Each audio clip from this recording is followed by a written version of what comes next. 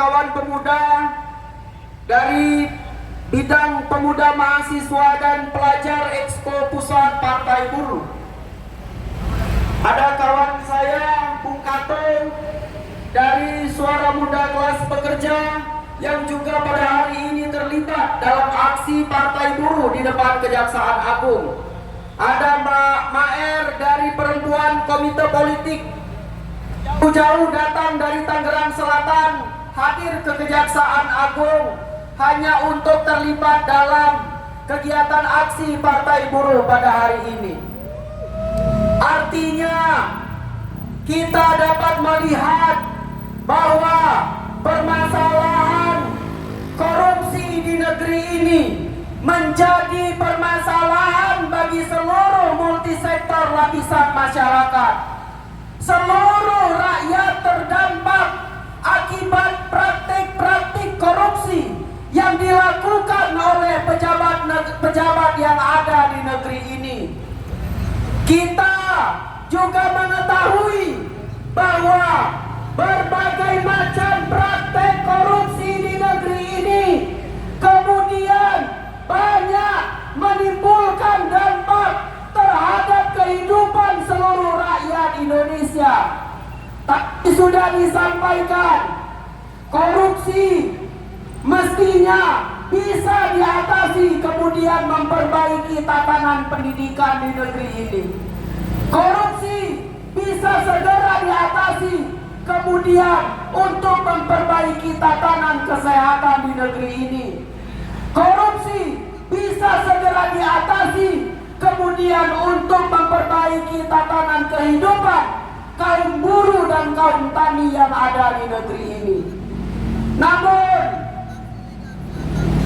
sepanjang hari, sepanjang waktu, kita selalu dipertontonkan bahwa pejabat di negeri ini selalu melakukan tindak pidana korupsi, yang tentu saja kita mengetahui bahwa dampak dari aktivitas korupsi tersebut begitu banyak merugikan rakyat Indonesia, meningkatkan kemiskinan, menurunkan kepercayaan publik terhadap pemerintah, membuat investasi malas masuk ke negeri ini.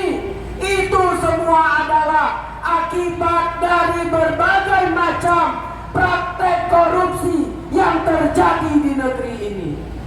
Kawan-kawan sekalian, semestinya korupsi bisa diatasi dengan kekuasaan harus berada di tangan kelas pekerja. Korupsi terus-menerus terjadi karena kekuasaan yang dikuasai oleh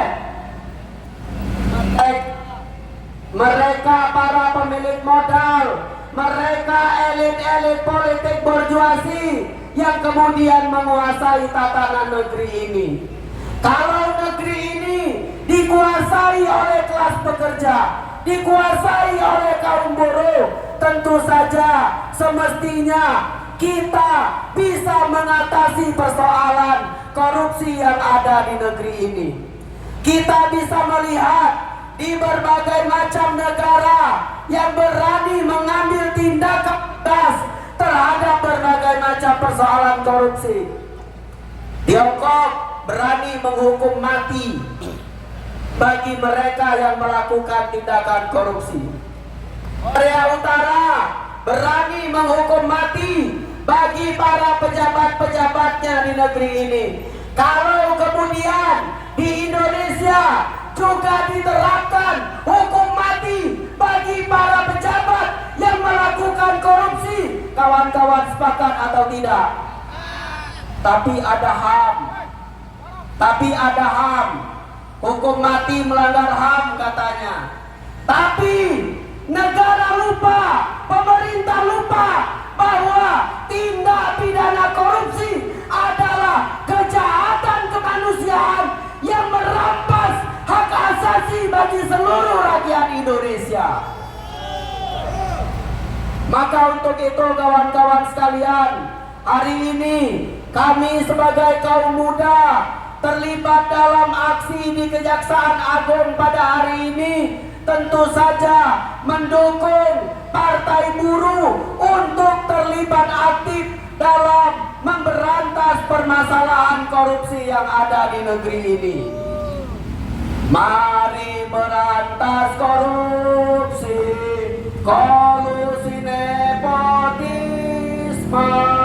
Mari kita wujudkan semangat demokrasi, kesejahteraan buruh, tani, nelayan.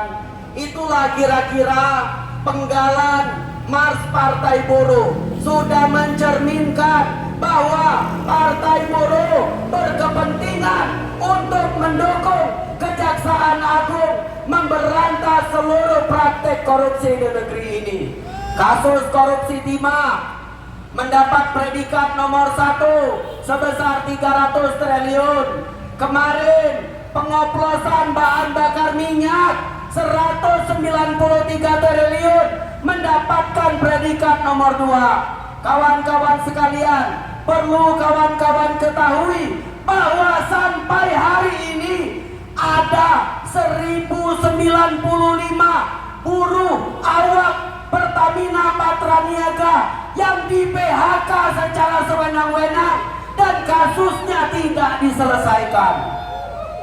Kami ulangi kepada Kejaksaan Agung, ada 1095 buruh awak mobil tangki PT Pertamina Patraniaga yang di PHK tahun 2019 sampai hari ini kasusnya tidak diselesaikan oleh negara. Tapi kenyataannya ternyata direktur dari Pertamina Patraniaga melakukan korupsi sebesar 193 triliun.